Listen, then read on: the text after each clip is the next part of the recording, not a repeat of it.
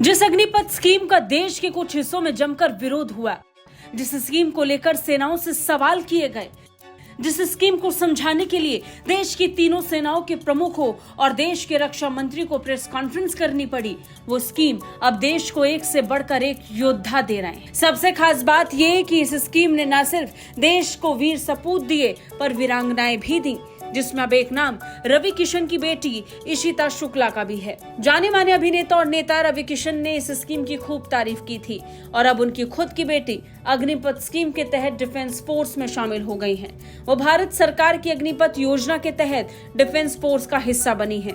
इस योजना को बीते साल ही शुरू किया गया था।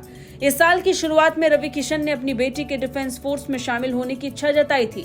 जनवरी में गणतंत्र दिवस परेड के दौरान उन्होंने कहा था कि इशिता दिल्ली निदेशालय की 7 गर्ल्स बटालियन की कैडेट का हिस्सा थी, जिसने उस दिन परेड में हिस्सा लिया था।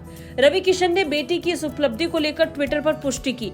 इससे पहले उन्होंने बीते साल 15 जून को एक ट्वीट किया था। इसमें उन्होंने लिखा था, सुबह बिटिया बोली कि अग्निपथ योजना के तहत सेना में भर्ती होना चाहती हूँ। मैंने उससे कहा, बेटा गो अहेड। इशिता शुक्ला की बात करें तो वो अभी किस साल की है? इशिता ने दिल्ली विश्वविद्यालय की राजधानी कॉलेज से पढ़ाई की। इशिता एनसीसी में कैडेट रह चुकी हैं।